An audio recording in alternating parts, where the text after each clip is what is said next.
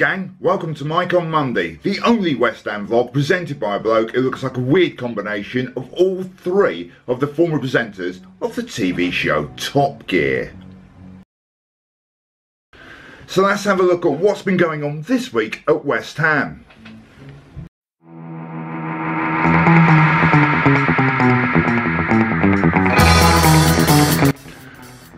On Wednesday, nothing really exciting happened. On Thursday, nothing very exciting happened. On Friday, nothing very exciting happened. On Saturday, we played West Brom, and nothing really exciting happened. On Sunday, you've got the idea. Not much happened this week other than our game against West Brom. Anyway, we should be really pleased that there's nothing really to talk about for this week, because what that means is our wonderful director, Mr. David Sullivan, has kept his gob shut, because previous weeks and weeks he's just been a total embarrassment. So it's quite nice not to find ourselves smeared all over the news because we said something and someone sent an email and he said that and he said that and it's also, I'm gonna cry. You get the idea. I'm really pleased about that. The game against West Bromwich Albion was one of the greatest non-events of football I have ever seen. But a few people have been saying some disparaging things about the game, especially about our manager, and a couple of people on this very channel have said that Sam Allardyce, that Slaven Bilic's tactics are very similar to Sam Allardyce, if you would, Big Slav Allardyce, as a manager we have now, and I think that's actually quite insulting and very, very mean thing to say about Sam Allardyce, because at the end of the day, you know what you're getting with Sam Allardyce. It comes back to that whole thing with philosophy and what the club direction is, what the actual identity of the team is. You hire Sam Allardyce, you know what you're getting, yeah? You know it's going to be hoof the ball, strong defence, hoof the ball up the pitch. That's why you hire Sam Allardyce. Hiring Sam Allardyce is like hiring a mafia hitman. You know he's going to get the job done, and you know it isn't going to be pretty. Our man Slaven Bilic, though, is a little bit more of an artisan. We expected more, we wanted more football, we wanted it to be played. But what's really happened is we're stuck somewhere in the middle, somewhere on the long ball, but not quite. I'll tell you what it's like. It's like, imagine, yeah, if you'd brought in an award-winning French chef to take over your pie and mash shop in the East End. And I've discovered 2 years later, all he's done is double the prices of everything and change the name of it to Le Bay and Mesh. It's just disappointing. We were expected so much more. Of course, the other thing that he did spectacularly, as all been covered elsewhere, but I'm still going to drone on about it, is he's managed to somehow play Hernandez on the left again. Now Slaven says he's not on the left, he's not on the left, and all that. He says that, all that, and all that. He's not on the left, whether he is, he's off the striker. I've given Slav a French accent because I can't do any other ones. But you got the idea, yeah? He says that. Now what?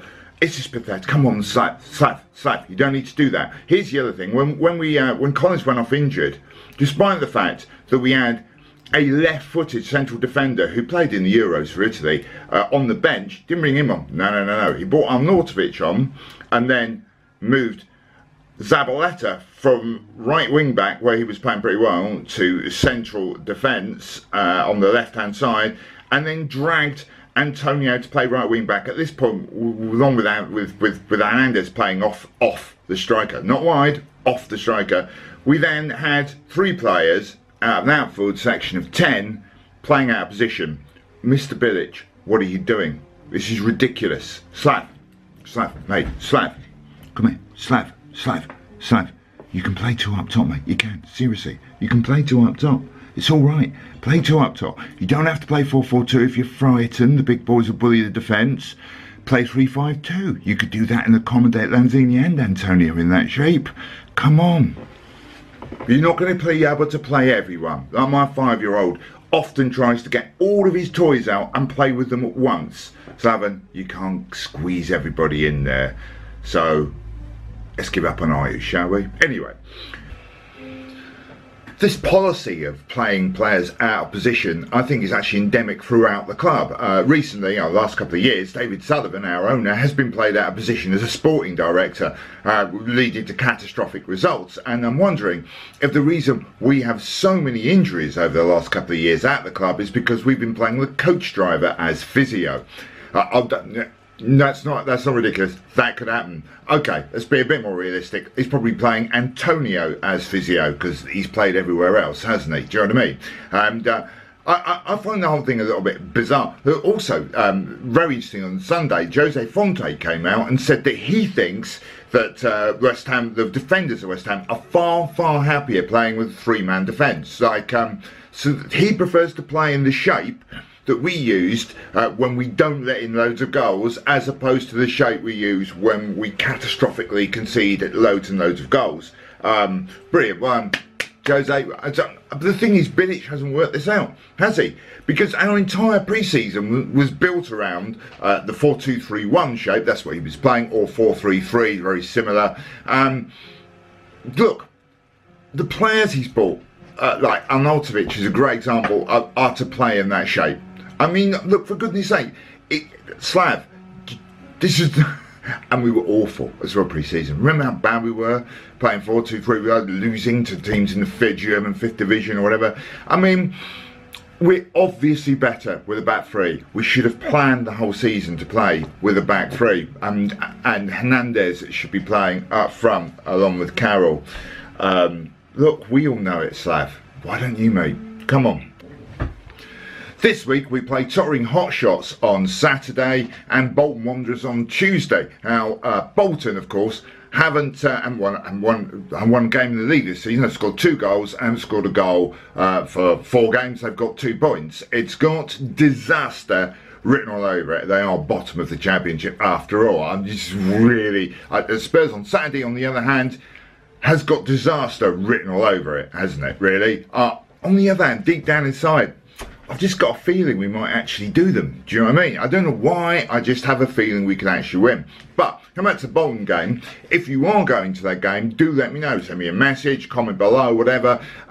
Because I've got a feeling it's just going to be me, half dozen Newham residents who've got free tickets, and the Dildo Brothers. I think that's who's going to... I don't even think Slav's going to turn up for that one. Do you know what I mean? There's just going to be no one there. I'm quite interested to see what happens. Especially if you're going to the boats, do let me know. If you're going to the Bolton game, you're going to be on the boats first. Because I will be there. Again, I think it might just be me, that Billy No Mate stood there with a pie in my hand. If you're watching this after the Bolton game, and you did go, you're one of the 6 other people, do comment, let me know what you thought of the game.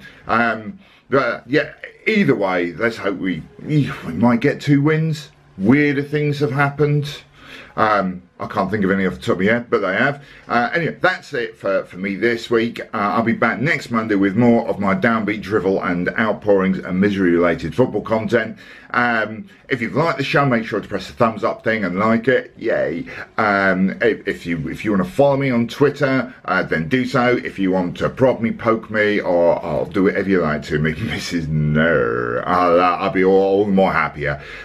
Most of all, oh yeah, if you want to comment below and tell me what you disagree with and or what you do agree with, that would be great. And finally, make sure, if you've not already subscribed, subscribe. This is a brilliant Hammers Chat channel. It's got loads of great West Ham content, and yeah, sure, it's great. Make sure you subscribe. I'll look forward to seeing you next week, guys. Come on, you Irons.